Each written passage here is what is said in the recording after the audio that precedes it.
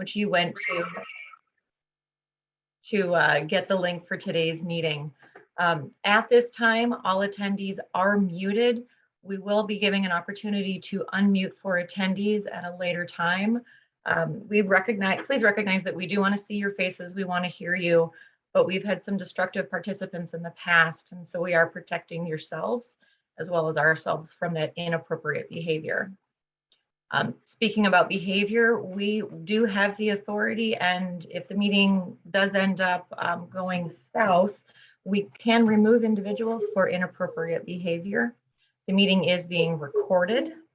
Please make sure that you press the accept button when that comes across. In addition, there are opportunities during today's meeting for discussion and questions, but if there are additional comments, there's an email on the screen in front of you for our project manager. That's Troy Boffman, eboffman@a2gov.org. He will be accepting comments, or if you don't feel comfortable sharing any information during today's meeting, we have that email address available for you. We'll give a few more seconds as we allow people to enter into our room, and then I'm going to talk through some logistics and we can go ahead and get started. So thank you all. And thanks, Jen.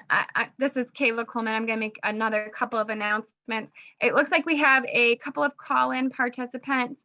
Thank you for joining us. You're welcome to stay on the meeting in the called in through your phone. I just do want to let you know if you have access to a web-enabled device and you are interested in joining that way so that you can see the presentation slides, please complete the registration link that is on the website. I'm continuing to monitor that for any registrants coming in at this point, and I'll email out the link so that you can join that way as well.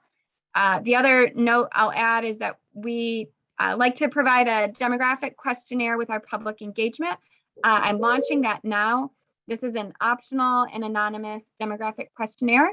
It is intended to help the city get a better idea of who we hear from in our public engagement and who we are not hearing from and who's not represented, so that we can make targeted efforts to be more inclusive in our engagement styles and formats. So if you are willing and able, please complete that optional and anonymous demographic questionnaire. I'll leave that open for a few minutes as we get started. You should see that if it doesn't pop up on your screen in front of you, there may be a poll icon, a little chart with a couple of bars on it. You can click that and that would open the poll as well. Thank you.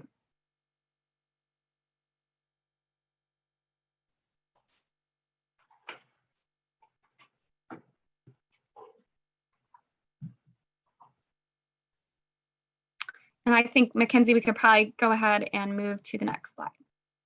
Thanks, Kayla. Go ahead.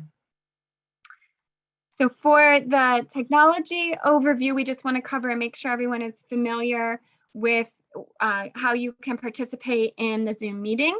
So there are options to ask questions. This slide, unfortunately, we've made a kind of a late change in the structure of today's meeting.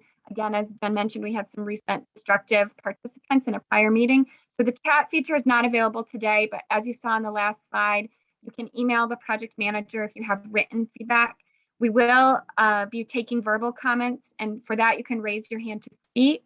That's either depending on the settings of your Zoom and the version that you are working with today. It may be through the raise hand that is shown on the screen here, which is an option I think next to your name in the more settings, or there should be the newer versions of Zoom have an icon along the bottom that is a smiley face with a plus sign, and it says reactions. And within the reactions menu, there's a raise hand button there. If you are participating by phone and you would like to share a verbal comment, please press *9, and that will indicate to us that you have raised your hand, and we can then unmute you and allow you to share your comments as well. Next slide. We also want to ensure that this meeting stays in a productive environment, and for that reason, we've established some Zoom meeting guidelines. So the first part is to commit to learning and avoid speculation. So we do encourage you to ask questions so that we can explore issues together. We want to hear from each of you. So remember to please raise your hand as we just discussed. You'll be recognized to speak, and we'll allow for one speaker at a time. When it is your turn to speak, please move to a quiet area and silence any background sounds. Please speak loudly and clearly. Everyone will be provided a chance to speak before a repeat speaker. That's how we'll help to ensure that all voices are heard. And please remember the importance of rights and dignity of other people. So we ask that you critique ideas and not people. Be thoughtful about your language so that this can be comfortable and respectful space for all participants. Inappropriate written and verbal comments or language, including personal attacks and accusations, will result in the attendee being removed from the meeting. So at this point, I want to check with our participants if there is anything you would like to add to these meeting guidelines, or a point that would help to make this a more productive atmosphere for today's discussion. Please raise your hand and we can add that to our meeting guidelines. And you raise your hand again by pressing *9 if you are on the phone, or for our web-enabled participants, you should see a smiley face with a plus sign. That is the reactions menu, and you can choose raise hand from there. And I'm not seeing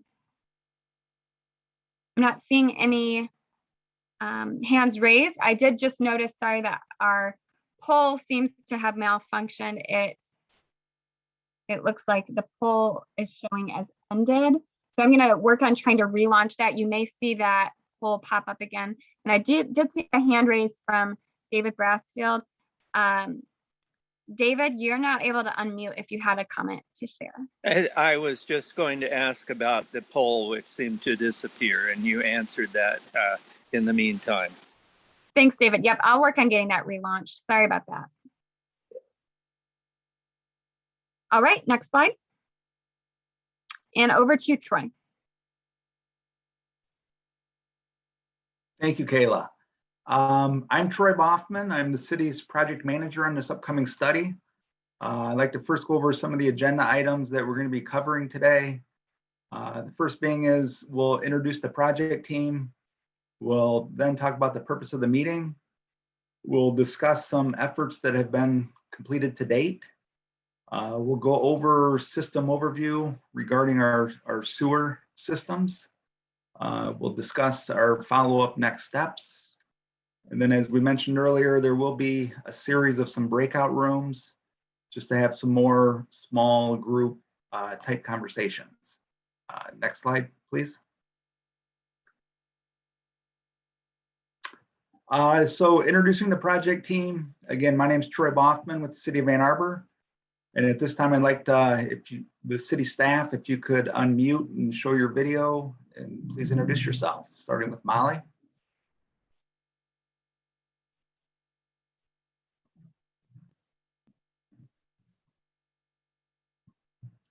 Trying to start my video. I'm sorry. I'm Molly Maciejewski. There we go. Oh, trying but not successful. Anyway, I am the Public Works Manager, and thank you all for being here today.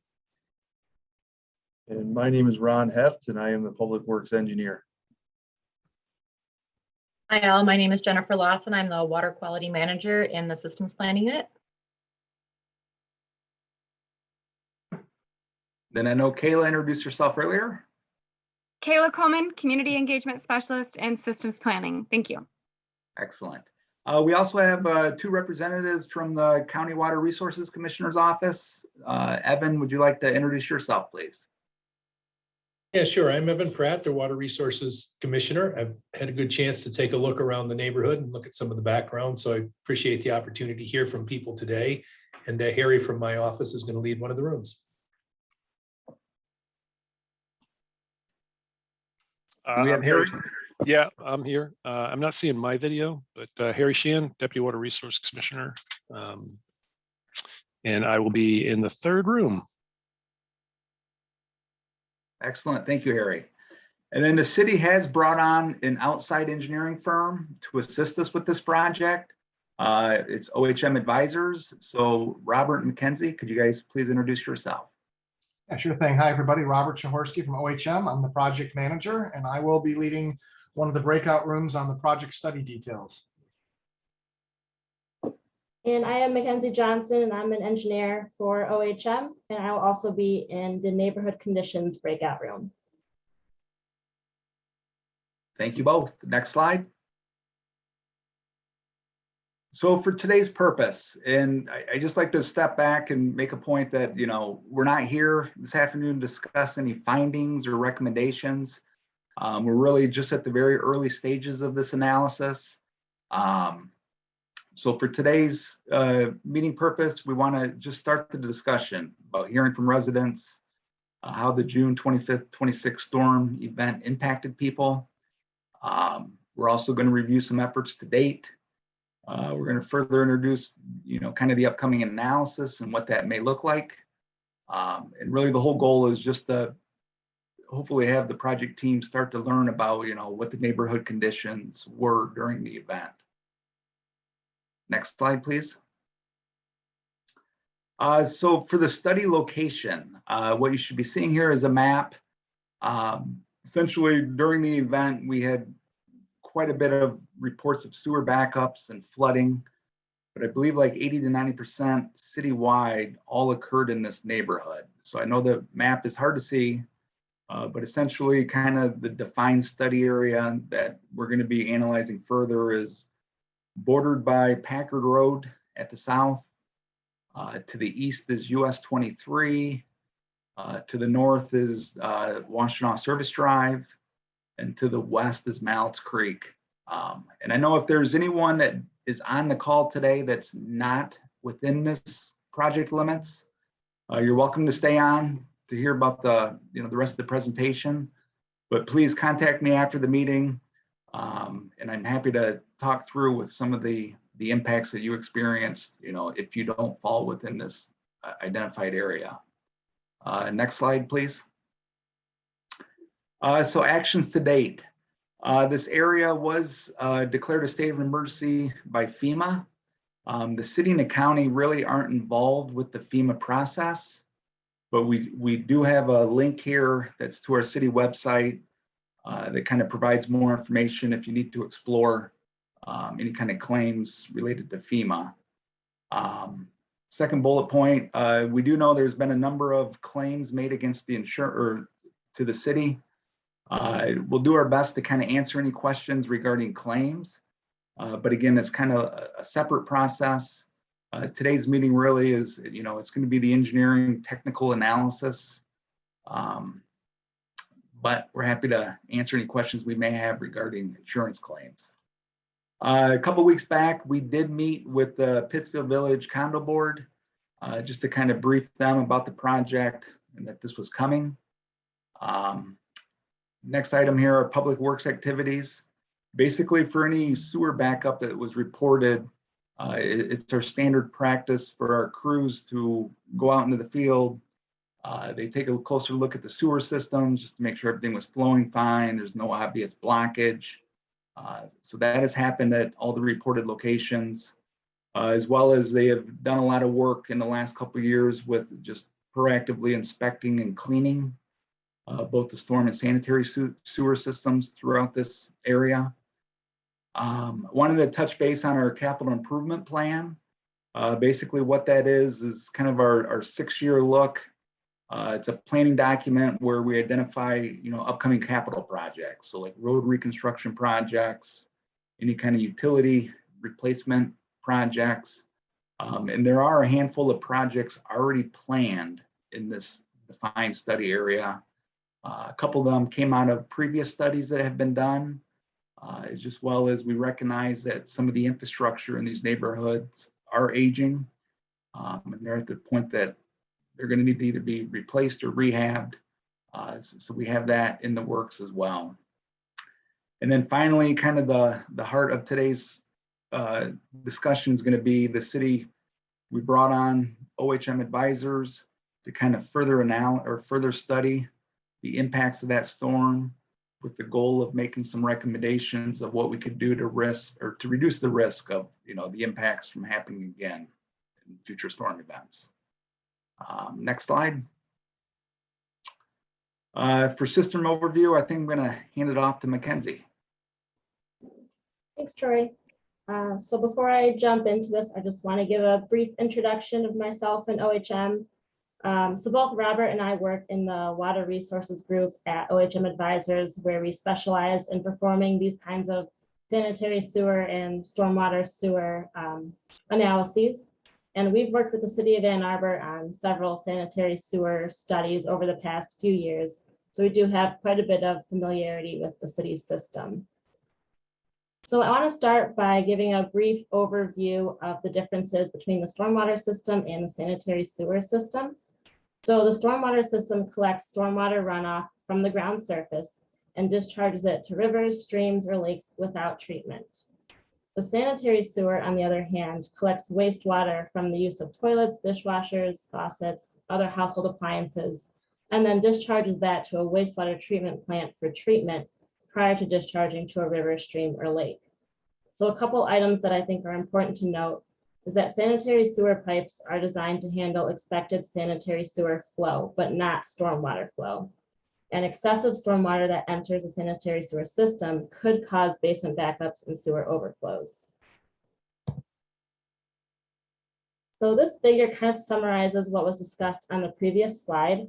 So you'll notice that there is a sewer lateral that's connected into the city's sanitary sewer. There's also a foundation drain that's connected to the lateral, and a foundation drain is installed under the building foundation or basement floor to collect water and drain it away from the building. So that sanitary sewer is collecting flow both from the foundation drain as well as the wastewater from the home. You'll also notice that there's a storm sewer connected to a catch basin, and that catch basin is collecting rainwater as well as surface water runoff. So there are a number of ways that stormwater could enter the sanitary sewer system. As I mentioned before, a foundation drain could be connected into that sewer lateral. There could also be cracks or breaks within the sewer lateral that allows groundwater to infiltrate into the system. There could be connected roof drains, and there could also be illicit storm connections. So for example, a catch basin might be connected into the sanitary sewer as opposed to the storm sewer. And as I mentioned before, if there's enough storm water that gets into the sanitary sewer system, this could cause basement backups or sewer overflows. So to talk a little bit about jurisdictions, the city of Ann Arbor owns and maintains public stormwater and sanitary sewer systems throughout the city.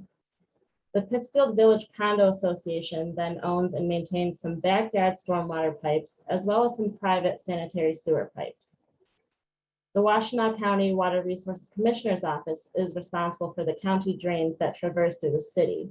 So for example, Swift Run and Mallett's Creek are both county drains that run through the project area. And taking a closer look at the storm event itself. So the amount of rain that fell within the city during that June storm event had a 1 to 2% annual probability of occurring, which means that this was a pretty significant rain event.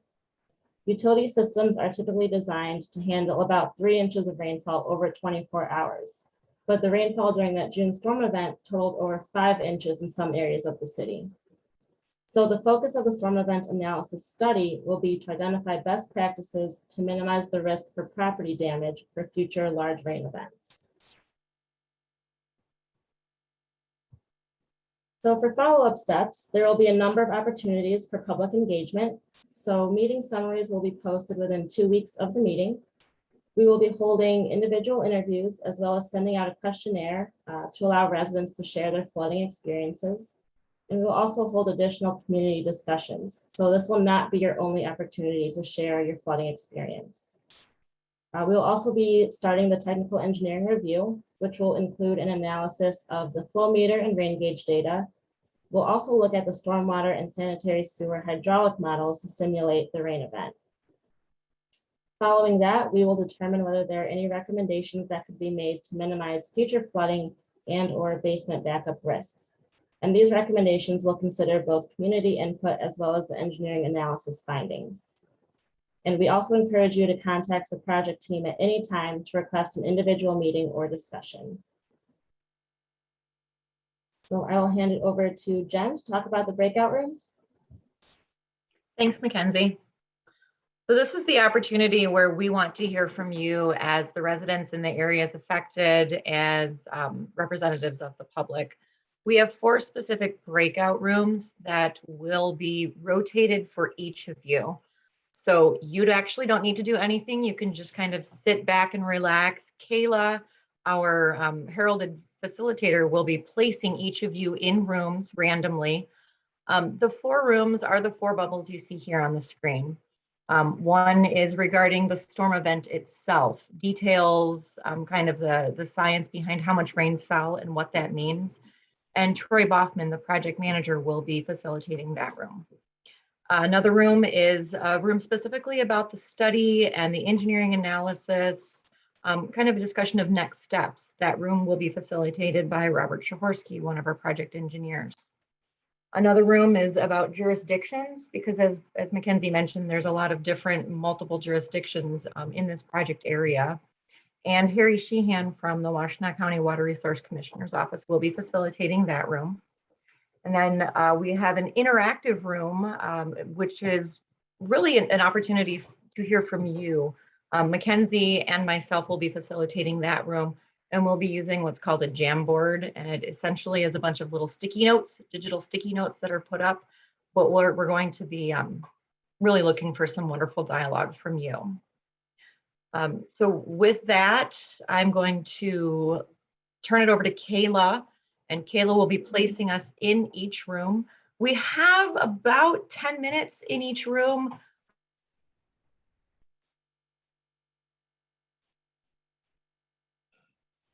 Water was, and I just wanted to say where I was and what we experienced. Sure. Please go ahead, and it sounds like Jen and Mackenzie, was this your room?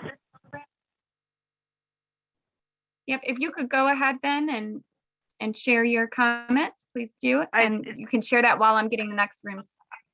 Okay, I'm at Pittsfield and Edgewood, the block over from the elementary school, and in Pittsfield Village, obviously.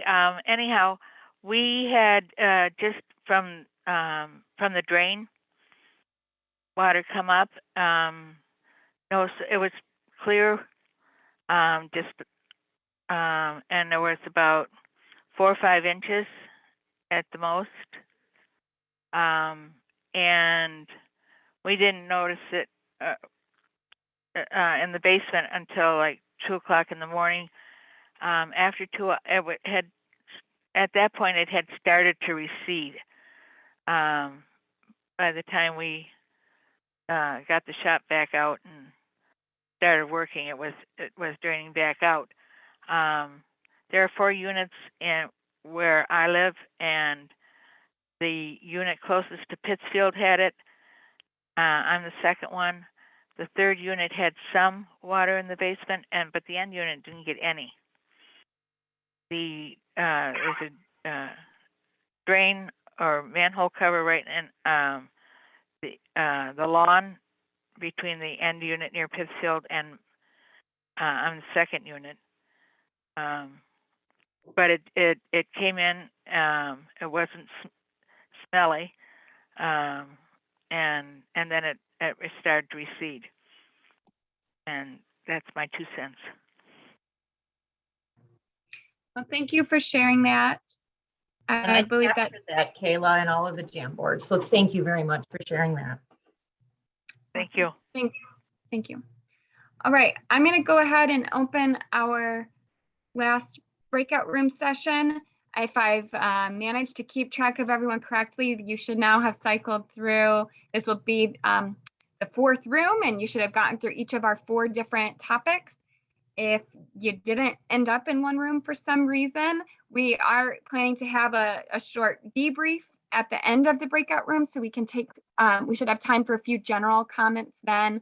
And you can also pop, if you see the button to pop back into the main session, if I put you in the wrong room, please come back to the main session and I'll get that sorted out. But with that, let's go ahead and move to our last breakout room, and thank you all for continuing to participate.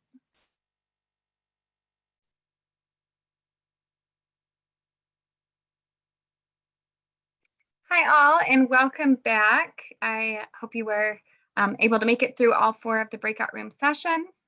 We now have the next few minutes for some debrief from each of the session leaders. And Jen, I think that you took the lead on this last time, so if I can ask you to do the same and maybe share the Jamboard of what we heard throughout the neighborhood conditions discussion, and then call on the next breakout room leader to share a little bit about what we've heard so far. Sounds good. Well, thank you, Kayla. Can you guys see my screen? The Jamboard is pretty chaotic looking, but it was really good to hear a lot of the information from almost all of you. Actually, had some really interesting anecdotal information to say. We heard about both Swift Run and Mallett's Creek overflowing their banks, running full. There was standing water still 4 feet deep the next morning at some locations near Swift Run. So hearing a lot of information about how the creeks functioned and performed kind of during the event. Water specifically in roads, curbs, and the street, it definitely was both standing and moving depending on what time you experienced it.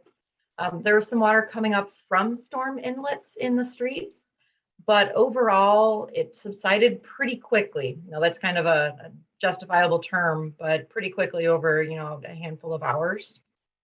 A lot of discussion about moving water in both the curbs, streets, as well as backyards, front yards. It carried debris. We actually heard from someone that had moved his entire firewood pile. It destroyed some vehicles. Vehicles were total losses because of the water that either came from across the backyard, across the front yard, into the roads, streets, curbs, so affecting a lot of things. The water in the basement was kind of a mix. We heard a lot more people say that it was rainwater in their basement rather than sewage, but it was rainwater coming through the walls, rainwater that came through the windows and or the doors in some instances. 6 inches, 6 to 10 inches, definitely it was rainwater. There wasn't a smell. On the flip side, we did hear about some sewage that was coming through the floor drains, or some unknown sources where people thought, my basement smells. I know it's probably pretty stinky, but they couldn't identify where where the water came from.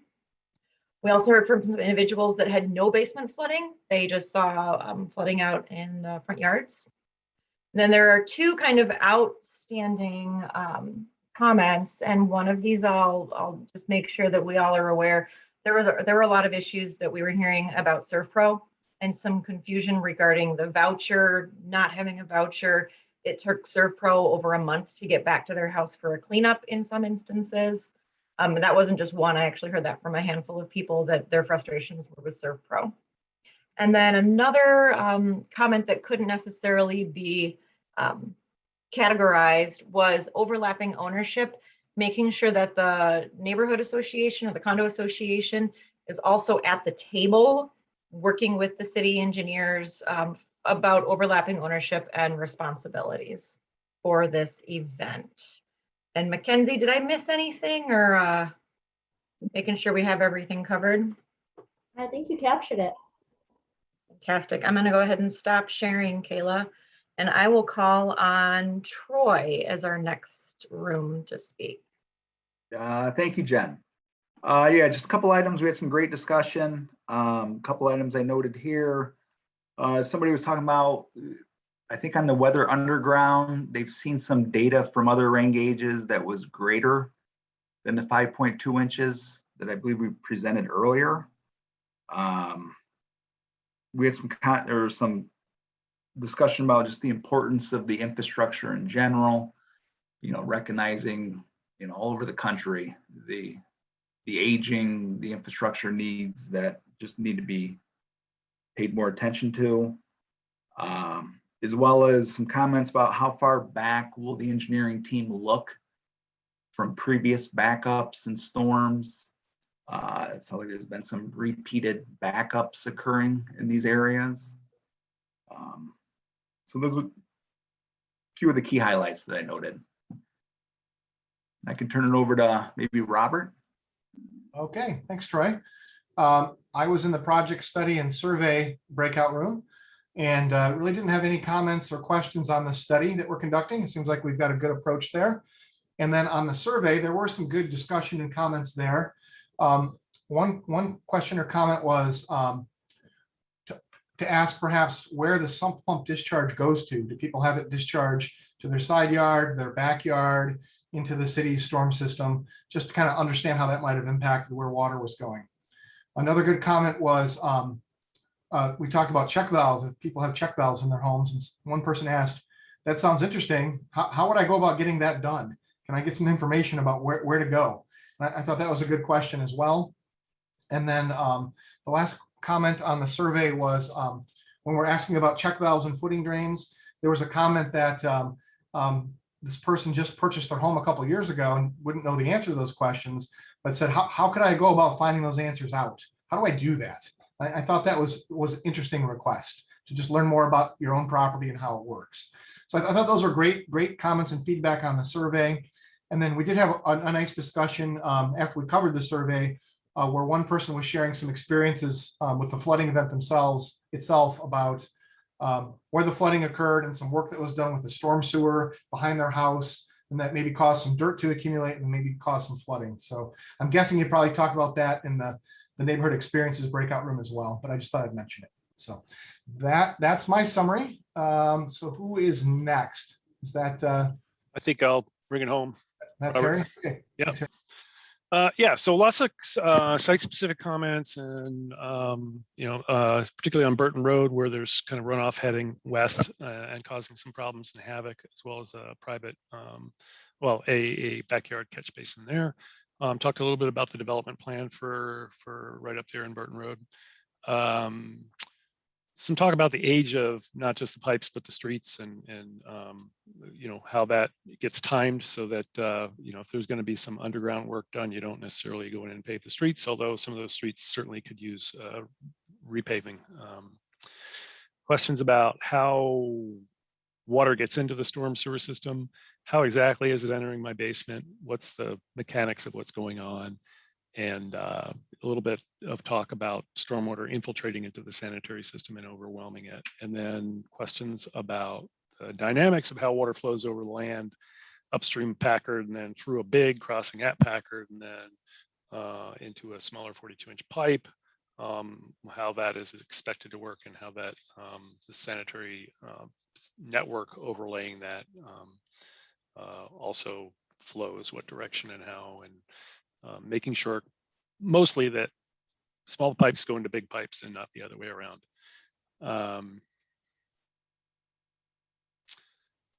Yeah, I think that's pretty much it. Footing connections, again, how to prevent the sanitary flow entering your basement from the floor drains, and what may or may not be happening with the footing drains going into the sanitary system, and it being, each house has a foundation, and each foundation is going to deliver more or less stormwater. They're all different, so that may play into what's happening under the basement as well, the sanitary system. Thanks, Harry. And with that, so appreciate all of the room facilitators for reporting back out. Thank you to all the meeting participants for your contributions. We do have a few more minutes, so if there's any final comment that you wanted to add, something you'd hoped to share and didn't get a chance to do so, we've got 10 more minutes, and if you'd like to raise your hand, we can allow you to unmute during this final session. That button to unmute, for those who are joining through a web-enabled device, you should see a reactions button, a smiley face with a plus sign, and a raise hand button within that menu, the reactions menu. Or if you're on your phone, *9 would allow you to raise your hand. As a reminder, while I'm waiting to see if any hands get raised, as a reminder, this has been recorded. We'll be posting a recording of the discussion on the project website. We hope that you'll visit the project website for further updates and to subscribe for email updates on this project. And we do thank you for your time today and participating with us. I have not seen any hands raised. If Mackenzie has the presentation still pulled up and wants to share that final, the slide that has contact info, please do. And that you should see now, and for those joining through the web, you should see the project website, a2gov.org/JuneStorm, the phone number, which is 734-794-6430, extension 43798. And the email address for our project manager, it's tbaughman@a2gov.org. And you'll also, those on the web will see the consultant team project contact as well. Please don't hesitate to reach out to us with any further comments, questions, and as has been stated, we will be following up with that questionnaire for additional detail, so you should expect to receive that mailed to you. I'm still not seeing any hands raised at this point from any participants with final questions, so I'll turn it over to Troy Boffman. If you'd like to make any final remarks before closing us out, please do. And over to you. Yeah, no, I'd just like to thank everybody for joining us this afternoon. And yeah, as Kayla mentioned, please do not hesitate reaching out to me if you have any questions. Otherwise, thank you. Thank you. Enjoy your afternoon.